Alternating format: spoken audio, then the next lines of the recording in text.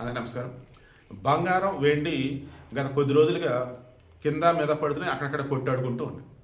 ఈ మూమెంట్లో నిర్మలా సీతారామన్ని కొంతమంది ఎక్స్పర్ట్స్ కొన్ని క్వశ్చన్స్ అడుగున్నారు. అందులో జర్నలిస్ట్ అడిగినటువంటి వాడికి ఆమె చెప్పిన సమాధానం, బంగారం గతంలో ఎన్నడూ లేని విధంగా భారీగా పెరిగింది, మరలా కొంచెం తగ్గింది. వెండి కూడా భారీగా పెరిగింది, మరలా కొంచెం తగ్గింది. సో వెండి అన్నప్పుడు ఇంటర్నేషనల్ మార్కెట్ రకరకాల వినియోగాలు ఉంటుంది, అద్దెనిదని అనుకుందాం. బంగారం వచ్చేసి అంతగా ఎవరు వినియోగిస్తారు? మన భారతీయులే వాడాలి. బట్ మరి రేట్లు ఎందుకంటే పెరుగుతాయి అన్నప్పుడు ఆమెకు నిజం చెప్పింది. గతంతో పోలిస్తే ఇప్పుడు ఏకంగా $50 బిలియన్ దాదాపు బంగారం ఇంపోర్ట్ అయింది.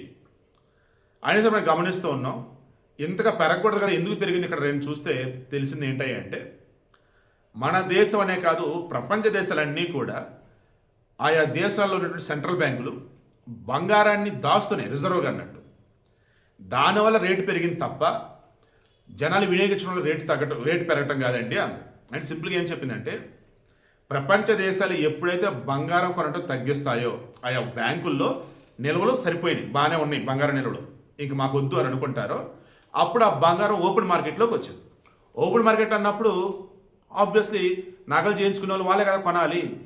అప్పుడు ఏమైంది, సప్లై ఎక్కువ ఉంది, డిమాండ్ తక్కువ ఉంది, రేటు పడింది. మరి ఆ రోజు ఎప్పుడు వచ్చింది? Let's wait and see. ఈమైతే ట్యాక్సుల విషయంలో మొత్తం పరిశీలిస్తున్నాం, మ్యాక్సిమం బంగారం రేటు తగ్గేలాగా మేము ప్లాన్ చేస్తాం. ఇప్పుడైతే ఓవరాల్ ప్రపంచవ్యాప్తంగా ఉన్నటువంటి దేశాలని బంగారాన్ని కొన్ని దాస్తున్నాయి ఆ బ్యాంకులలో, దానివల్ల తప్ప వేరేది కాదని చెప్తూనే మన దేశంలో బ్యాంకులకు మాత్రం ఒక సూచన చేసింది. ఏమనంటే, మీరు బ్యాంక్ యొక్క మెయిన్ బిజినెస్ ఏంటి? డబ్బు దాచుకోవాలి, డబ్బు వడ్డీలకు ఇవ్వాలి, ఇంతే తప్ప లోన్లు, ఇన్సూరెన్సులు, అఫ్కోర్స్ లోన్లు కూడా వాళ్ళు ఇస్తారు, లోన్లు, విత్డ్రాలు, డిపాజిట్లు ఇది వరకు.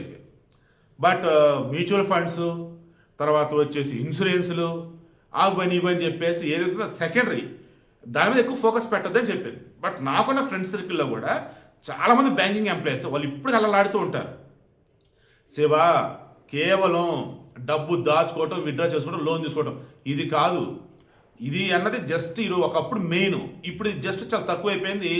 మేజర్ అన్నప్పుడు ఏకంగా క్రెడిట్ కార్డులు, ఇన్సూరెన్సులు, మ్యూచువల్ ఫండ్లు, డీమ్యాట్లు చావ కొడుతున్నారు శివ అని అంటున్నారు. నిన్న సూత్రం అదే చెప్పింది, బ్యాంకులు ఇక నుంచి మీ ఫోకస్ మొత్తం కూడా డిపాజిట్లు, సేవింగ్స్, తర్వాత వచ్చేసి లోన్స్, విత్డ్రాల్స్, ఇటువంటి వాటి మీద ఉండాలి తప్ప వేరే ప్రోడక్ట్ మీద వద్దని చెప్పింది. సో ఓవరాల్గా నేనేమంటున్నాను, బంగారం రాను రోజులు ఒకవేళ తగ్గే అవకాశం ఉంది అంటే కేవలం మిగతా ప్రపంచ దేశాలు ఇక చాలే బంగారం మన దగ్గర పెట్టుకున్నదని అనుకున్నప్పుడు మాత్రమే రేటు తగ్గితే, అదర్వైజ్ తగ్గదు.